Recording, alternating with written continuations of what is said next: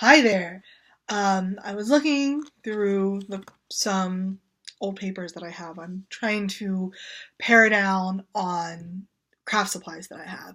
And I had a giant bucket of just spare papers from different places that I'll use for my bookmaking.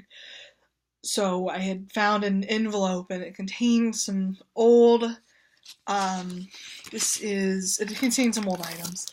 This is a Kellogg's cornflake box that my sister and I got made with our picture on it in Battle City, Michigan, in where the Kellogg's factory is. This doesn't have a date on it, but this is definitely like fourth, fifth grade Jordan right here, and that's my little sister. So this was a gem. I remember this being at my grandparents' house at some point in time. So I don't know how I got this envelope of stuff that was all of theirs. So there was that. Then there was also this, which is a newspaper. It's the Advertiser, your guide to shopping and entertaining in Delaware County, which is where I grew up. And I guess this is the Power of You United Way campaign kicks off with help from Youth Choir. So there's a nice little youth choir right there, and then that's me right there with the ugly, terrible hair. I was in choirs a lot as a kid because I could sing, apparently. I don't know. Another great item that I found is, this is a birth certificate. This is going to be backwards. I'm sorry. All of it is because I'm doing this on my computer instead of with my camera because I'm lazy. This is a birth certificate for Kendra Lee Miller, born to Kimberly and Joey Miller on May 10th, 1997, 2:57.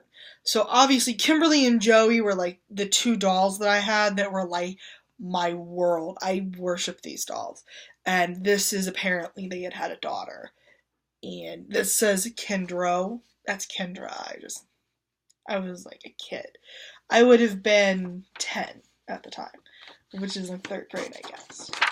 So that was some fun stuff, but I think that was all that was in that particular folder. But without a doubt, the best thing that I found was this.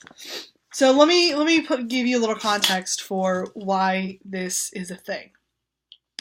In elementary school, I went to Muncie Community Schools, went to Northview Elementary, all throughout elementary school. And every year they had a thing called the Young Authors Conference. And what the Young Authors Conference was, is that every kid in the school wrote and published their own story.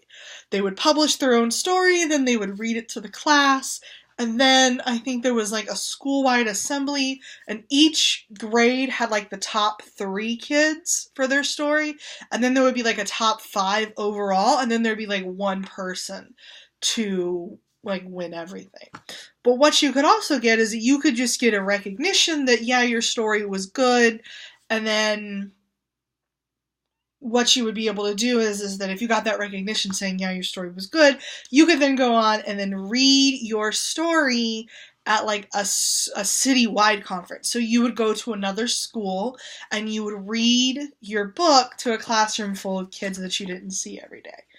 And this was always the highlight of my year. I was a very imaginative kid, as you can tell from the birth certificate written on construction paper.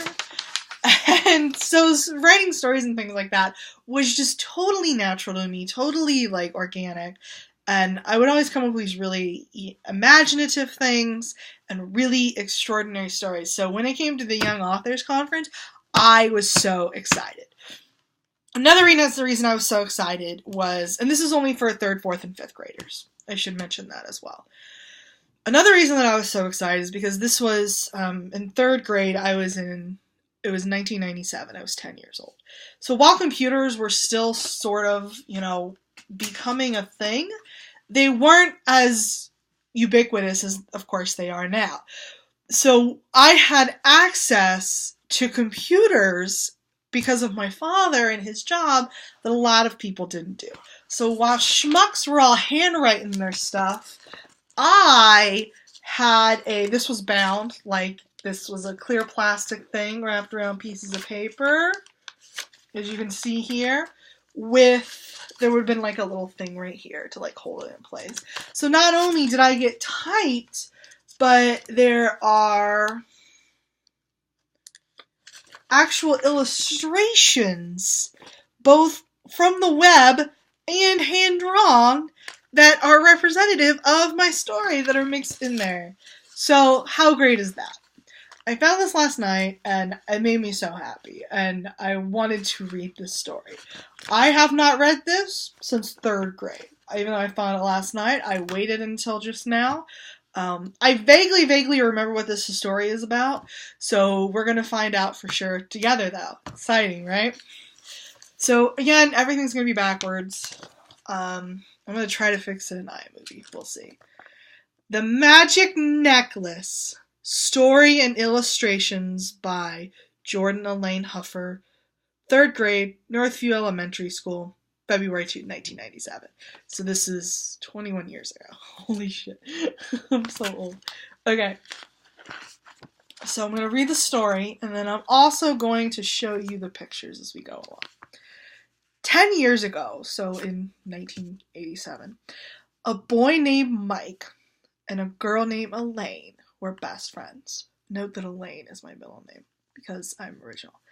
Elaine Michelle Fields was an average student at Riley Middle School. She was going on 15. So you can see here the picture of her. I still draw like that, by the way. I've not improved my drawing. Michael Allen Dean Jr. was an above average student. He was going on 16.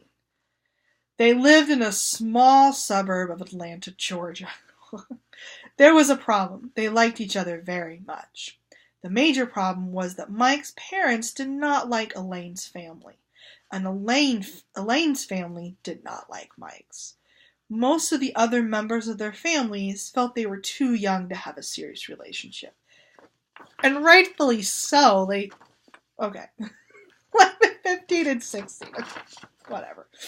Mike secretly gave Elaine a box of jewelry that he had bought at Mr. Carpenter's antique shop for her 14th birthday. That night, Elaine got out the box and saw a mysterious glow coming from a necklace. The magical glow was so mysterious, she decided to wear the necklace around the house before bedtime. She didn't take the necklace off before she went to bed. But Mom, Elaine mumbled. But Mom, nothing. It is time to go to bed, Elaine's mother said. Elaine forgot to take her stuffed dog Scrappy to bed with her. Real quick, this is obviously a clip art of the box of jewelry that Mike gave Elaine. Clip art from prehistoric Google. And then this is Scrappy, the stuffed dog, who is my actual stuffed dog. So she forgot to take Scrappy to bed with her. So by clutching the crystal on the necklace, she felt much better. As she started to fall asleep, she felt very relaxed and wonderful. She felt the necklace possessed magical powers. All of a sudden, she found herself standing in a world made of chocolate. She ate and ate. Suddenly the sun came out. "Oh no," she said. The chocolate turned from a rich dark candy into a giant puddle of melted chocolate. She swam and swam in the thick dark pool of chocolate. As Elaine struggled to get out of the chocolate goo, she touched her necklace and suddenly found herself in the middle of an island, Imagination Island. A miracle, she thought, as she rubbed the necklace. Here is Elaine getting stuck in the, I can assume, Willy Wonka inspired chocolate river. All kinds of miraculous things were happening on the island. Angels were appearing, fairies were granting wishes, flowers were blooming instantly. Then she saw spotlights. She stopped a boy and said, "What's going on?" He replied, "Powerline is in town. Come on with me. It's free." The boy told Elaine, "Go over there. That's where the girls are supposed to sit. After the show, see you after the show. And by the way, that necklace you have on is beautiful." Powerline, the greatest rock star of all time, sang Cool Avenue, Peace to All, 60s, and cool. So these are actually underlined, which is great. I can assume that my father or mother typed these, so I can imagine the Snickers power line, the greatest rock star of all time. Okay. Like, I'm not even trying to be 90s, but I am. It's like this weird child. Elaine sat very close to the stage where many girls were screaming and yelling for Powerline to invite them on stage. As the spotlights crisscrossed the audience, a bright glow came off Elaine's necklace and caught Powerline's attention. He said, "You, with that great necklace, come up here on stage with me." Elaine thought, "I can't go up there in my pajamas." Then suddenly, as she touched her necklace, her outfit turned into the hippest designer clothes you have ever seen.